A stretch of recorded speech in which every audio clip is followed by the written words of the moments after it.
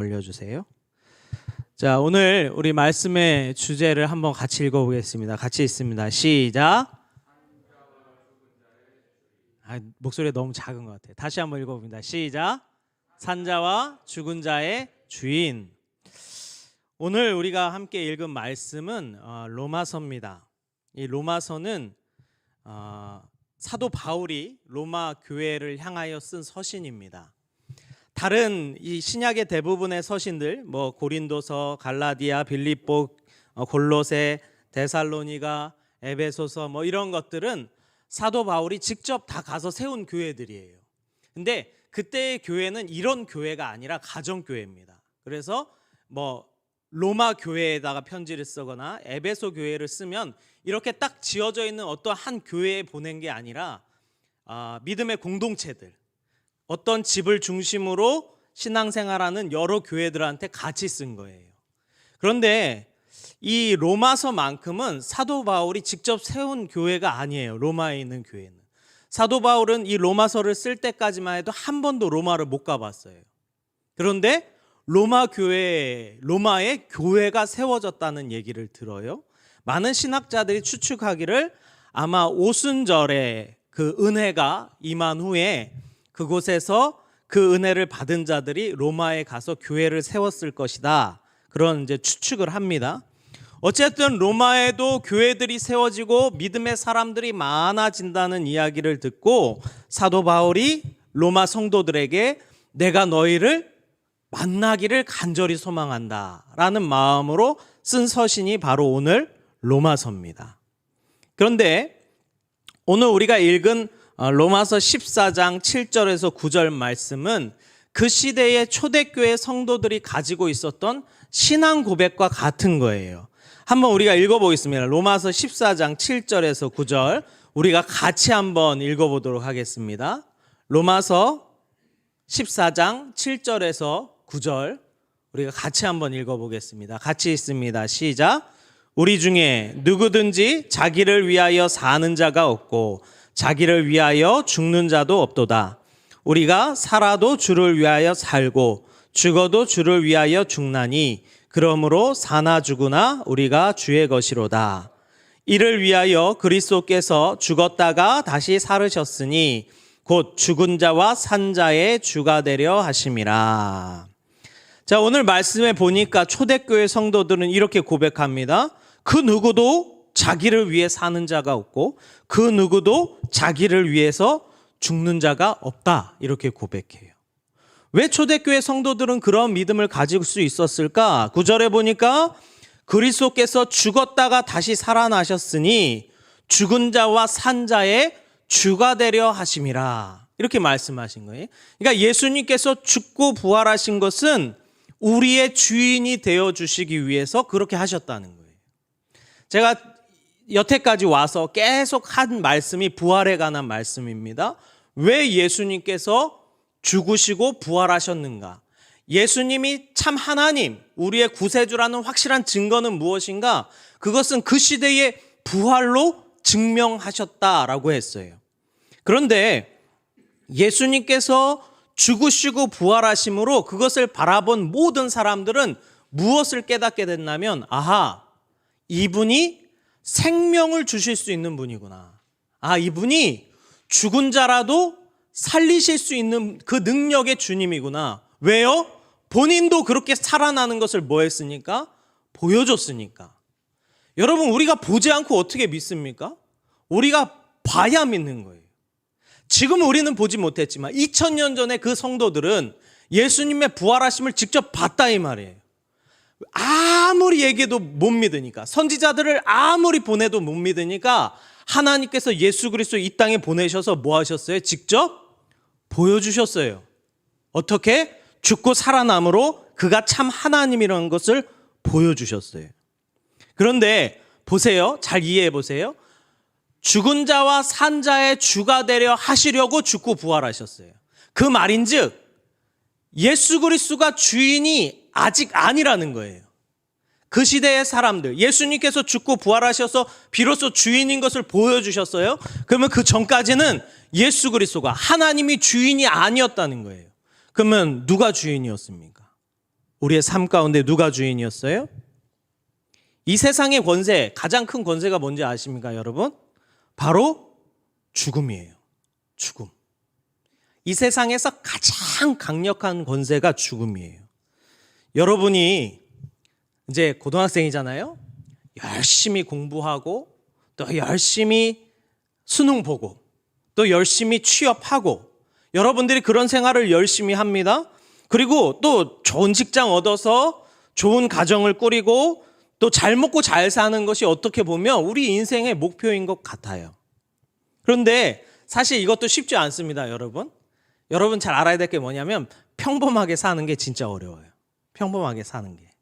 평범하게 산다는 게 참 어렵습니다. 그 이유는 뭐냐면 인생이 내 마음대로 안 풀리기 때문에 그래요. 그런데 우리의 인생을 이렇게 디자인하잖아요. 그리고 그렇게 살아가잖아요. 그런데 우리의 인생을 단번에 부셔버리는 게 있어요. 그것이 무엇입니까? 아까 말했듯이 죽음이에요. 죽음이 임하는 그때에 우리가 계획하고 준비하고 노력하고 수고했던 것이 한 번에 다 무너집니다. 다 부서져 버려요. 그래서 이 땅에서 많은 사람들이 가장 두려워하는 것이 뭐냐면 죽음이에요. 이 땅은 누가 주인 되어서 살아가느냐? 죽음의 권세를 쥔 자, 사단 마귀가 주인 되어서 살아가는 인생들이다 이 말이에요. 여러분과 저도 마찬가지예요. 세상 사람들도 그거는 마찬가지입니다. 제가 여기 이제 수원 연화장 있잖아요. 전에 이제 그 권사님이 돌아가셔서 그 연화장에 가서 장례를 치른 적이 있어요. 그러면 그 낙골 땅이 이렇게 동글게 있어가지고 이렇게 다 이렇게 그 항아리 병들이 이렇게 다 전시돼 있잖아요. 근데 제가 이제 쭉 한번 둘러봤는데 어린애들이 그렇게 많아요. 그리고 젊은 학생들도 그렇게 많아요. 제가 그때 권사님 그 장례식장에 장례하는데 갑자기 한쪽에서 꽝 소리가 나더니 막 사람들이 울고불면서 막 나오는 거예요. 그래서 난 무슨 일인가 싶었어요. 알고 보니까 세월호 때 죽은 아이들이 그 안산 쪽에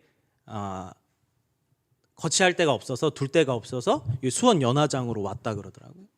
그 엄마들이 그 지나가는 관을 붙잡고 우는데 막 괴성을 질러요. 하면서 괴성을 질러요. 여러분, 저는 그 세월호 사건을 보면서 그런 생각을 해요. 생각해 보세요. 그 세월호 사건, 세월호 안에는요, 전교 1등도 있었을 거고요, 전교 꼴등도 있었을 거예요. 그렇지 않습니까? 요리를 잘하는 친구도 있었을 것이고 그림을 잘 그리는 친구도 있었을 거예요. 친구 관계가 좋은 친구도 있었을 것이고 부모님께 잘하는 친구도 있었을 것이에요. 근데 그들이 한 번에 죽어버렸어요. 한 번에. 그 누구도 한 번도 상상해보지 못한 일들이 벌어졌었어요, 그때.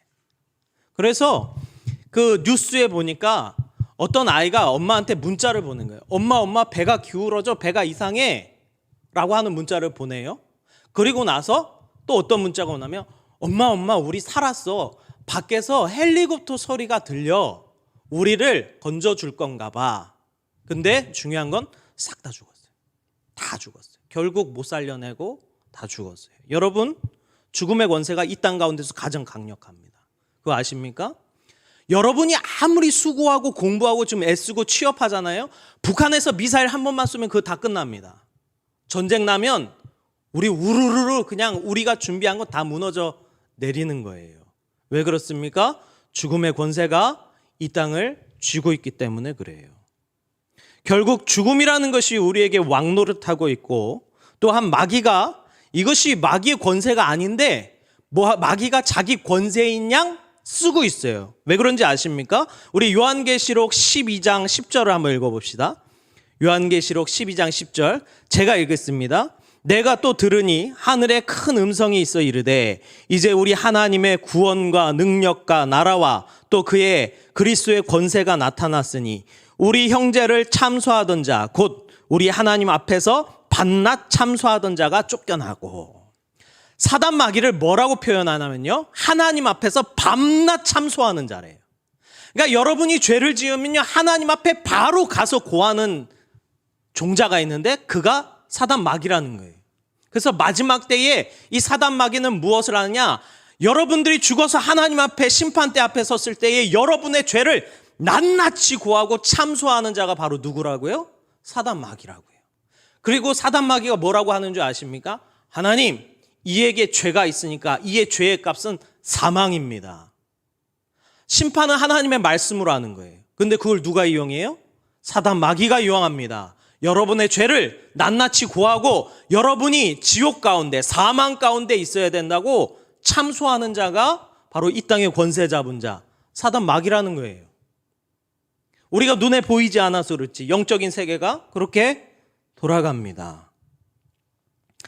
이 하나님의 말씀의 권세는, 이 말씀의 심판의 권세는 사실 하나님께 있는 건데, 사단 마귀가 마치 자기 권세인 양 여러분들을 속이고 하나님 앞에 죄를 구하고 참소함으로 여러분이 싹 다 지옥에 가도록 한다 이 말이에요. 그래서 그에 대해서 뭐라고 설명합니까? 고린도후서 4장 3절 4절입니다. 제가 읽도록 하겠습니다. 만일 우리의 복음이 가리었으면 망하는 자에게 가리어진 것이라. 그 중에 이 세상의 신이 믿지 아니하는 사람들의 마음을 혼미하게 하여 그리스도의 영광의 복음의 광채가 비치지 못하게 함이니 그리스도는 하나님의 형상이니라. 그래서 문제는 뭐냐면요, 사단 마귀가 이 세상의 참된 주인이 누군지 모르게 만든다는 거예요. 혼미하게 만들고, 여러분들이 주인으로 삼는 것이 사실 하나님이 아니잖아요. 여러분들이 정말로 예수 그리스도를 여러분의 주인으로 삼고 살아갑니까? 그렇지 않아요. 사단 마귀가요, 끊임없이 주인 될 만한 것을 우리에게 던져준다 이 말이에요. 어떤 사람은 게임에 빠져들고, 어떤 사람은 내 성공에 빠져들고, 어떤 사람은 내 학업에, 어떤 사람은 공부에, 어떤 사람은 내 운동에, 모든 것이 우상이 돼서 하나님보다 먼저 되게 만들어요. 그것이 오늘날 우상이에요. 여러분에게 있는 우상. 사단 마귀가 혼미케 해서 참된 주인이 누군지 못 보게 만든다 이 말이에요. 그런 세상입니다. 그래서 우리 요한계시록 12장 10절에 보면, 내가 또 들으니 하늘에서 큰 음성이 들려 이르되 이제 우리 하나님의 권능과 능력과 나라와 또 그의 그리스도의 권세가 나타났다 이렇게 말해요. 여러분 묻겠습니다. 예수 그리스도의 권세가, 살리는 권세가, 생명의 권세가 어디서 나타났습니까? 예수 그리스도의 부활로 나타난 거예요. 그 우리가 죽음으로 떨고 두려워하는 그 권세를 이길 수 있는 유일한 능력을 예수님께서 보여주신 거예요. 뭘로? 그가 다시 살아나심으로 보여준 거예요. 그래서 죽고 그가 살아나심으로 자기가 이 땅의 주인임을 우리에게 보여주신 거예요. 할렐루야. 그것이 우리가 알고 있는 부활의 권세요, 부활의 능력이에요. 그냥 예수님이 부활하셨으니까가 아니에요. 그 예수 그리스도의 부활의 능력이 여러분에게도 있어야 된다 이 말이에요. 마지막 때 다시 살아나려면. 따라서 그가 우리의 주인임을 예수님께서는 확실히 보여주셨어요. 대충도 아니에요. 숨기지도 않았어요. 모든 사람이 볼 수 있도록 죽은 자 가운데서 살아났다 이 말이에요. 그 시대에 그 예수 그리스도의 부활을 본 자들이 그 부활을 외치며 순교했고, 그 복음이 오늘날 우리에게까지 임하였어요. 그런데 안타까운 것은 무엇입니까? 오늘날 우리에게 예수 그리스도의 부활의 권세가 없다 이 말이에요. 여전히 주인은 딴 주인을 쫓아다니고, 여전히 우리는 죽음을 두려워하고, 내게 죽음이 임하면 덜컥 주저앉아서 하나님이고 예수님이고 교회고 뭐고 싹 다 던져버린다 이 말이에요. 그렇지 않습니까? 여러분에게 있어서 참된 주인은 누구입니까? 주위에 답답한 사람들이 있어요. 어떤 사람인 줄 아십니까? 내가 예수를 믿을 때 은혜도 좀 주고 위로도 좀 해주고, 그리고 잘 믿을 수 있도록 내게 막 은사도 좀 보여주고 그럼 믿겠다는 거예요. 여러분, 이 땅 가운데 하나님께서 보여주신 가장 큰 능력, 가장 확실한 증거가 뭔지 아십니까? 예수님의 부활의 사건을 보여줬다는 거예요. 이미 보여줬어요. 구약시대 사람들은 못 보고 믿었어요. 근데 신약 사람들은 보고 믿었어요. 오늘날 우리도 예수 그리스도의 부활을 보고 믿는 사람들이다 이 말이에요. 그런데 우리에게 이 예수 그리스도의 부활에 능력이 없어요. 여러분 잘 판단하셔야 돼요. 여러분이 생각하기에 예수 그리스도의 부활이 가짜인 것 같아요? 그럼 믿을 필요가 없다니까요. 가짜예요. 만일 예수님께서 부활하지 않으셨으면 오늘 제가 여기서 말씀 전하는 것도 의미가 없고 여러분이 이 자리에 나와서 말씀을 듣는 것도 아무 의미가 없어요. 왜요? 예수님께서 부활 안 하셨으면 그 예수 가짜거든요. 그런데 오늘날 이렇게 제가 목소리를 높여서 여러분에게 부르짖는 이유는 뭐냐면 예수 그리스도께서 부활하셨다는 증거가 너무 많다 이 말이에요. 아주 많아요. 제가 그 증거들을 어떠한 이 기자가, 예수님을 안 믿던 기자가 예수님에 대해서 불신하다가 그 예수님에 대해서 추적해서 결국은 예수를 믿은 사람이 있어요. 그 사람이 책을 썼어요. 그 책에 대해서 다음에 한번 소개하려고 그래요. 어쨌든 이 부활의 능력은 하나님께서 우리에게 보여주신 전부예요. 우리가 더 이상 뭐 주면 믿을게요. 은사 주면 믿을게요. 내가 잘되게 하면 믿을게요. 그런 핑계가 이젠 더 이상 우리에게 없다 이 말이에요. 우리에게 더 이상 없어요. 여러분, 이미 예수님께서는 자신이 부활하심으로 우리에게 다 보여주셨습니다. 그러기에 이제는 여러분이 예수 그리스도를 주인으로 섬기게 되면 그 부활의 권세가 여러분의 권세가 되는 줄 믿습니다. 예수님께서 그렇게 약속하셨어요. 하나님께서 내게 주신 자들, 내가 부활한 것처럼 마지막에 그들도 살아나게 하겠다. 이것이 예수님께서 하신 약속이에요. 이것도 거짓일 수 있어요. 그런데 그것이 참된 진리인 이유는 무엇입니까? 그분이 죽고 부활하셔서 자신에게 그 능력이 있다는 것을 우리에게 친히 증명하신 줄 믿습니다. 그러니까 여러분에게 부탁하고 싶어요. 여러분, 세상과 예수님을 저울질하지 마세요. 제가 제일 안타까운 게 뭘까 생각해 보면 그런 거예요. 제가 열심히 복음을 전하고 그렇게 많은 학생들에게 그리고 많은 성도들에게 복음을 전했는데 그들이 지옥 가면 저는 정말 허탈할 것 같아요. 이 예수님의 능력이, 그 부활의 복음이 이렇게 힘이 없는 것이었나? 왜 그들이 그것을 믿지 못하고 결국은 다 세상 길로 갔을까? 전 그게 제일 마음이 아플 것 같아요. 그래서 여러분에게 부탁하는 거예요. 목사님, 저 학원 때문에 교회 못 나와요. 목사님, 저 공부해야 돼서 시험 기간이 돼서 못 나갈 것 같아요. 목사님, 제가 이제 고3이라 교회로 못 나갈 것 같아요. 목사님, 제가 이제 취업을 해야 돼서 준비해야 돼서 교회를 못 나갈 것 같아요. 이거 지금 뭐 하는 건지 아십니까? 세상과 예수님 저울질하는 거예요. 이게 어떤 말인 줄 아세요, 여러분? 자기 입으로 세상 것보다 예수님이 더 못하네요 라고 고백하는 거예요. 아, 내가 믿어보니까 세상의 가치보다 예수님이 더 못하네요. 그래서 물론 틈틈이 나올게요. 그러나 나 세상에 중요한 일 있으면 그거 하러 갈 거예요. 이거예요. 그 사람 안타깝게도 믿음이 없는 사람입니다. 저는 뭐 애매모호하게 그래도 믿음이 그 안에 있겠죠 이런 얘기 안 합니다. 저는 믿음이 있고 없고는 확실한 거예요. 확실한 거예요. 그래서 심판 때에도 확실하게 나눠주는 거예요. 여러분, 믿음이라는 건 확실한 거예요. 애매모호한 건 없어요. 믿으면 100% 믿는 거고 안 믿으면 0%예요. 그것은. 그래서 여러분에게 말하고 싶어요. 제발 세상과 예수님을 저울질하지 말라는 거예요.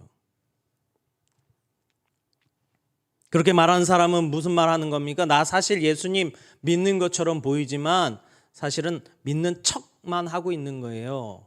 저 안 믿고 있어요 라고 여러분이 스스로 고백하는 겁니다. 우리의 믿음이 아직 성장하고 있습니다. 그리고 때로는 완벽하지 않습니다. 그거를 잘 알고 있습니다. 그래서 그러한 부분에 대해서 어떻게 보면 기다리고 용납하고 이해하시는 게 하나님이에요. 그리고 우리 또한 여러분을 향하여 끊임없이 찾아가고 신방하고 또 나오지 않는 친구들에게 연락하고 하는 이유는 무엇입니까?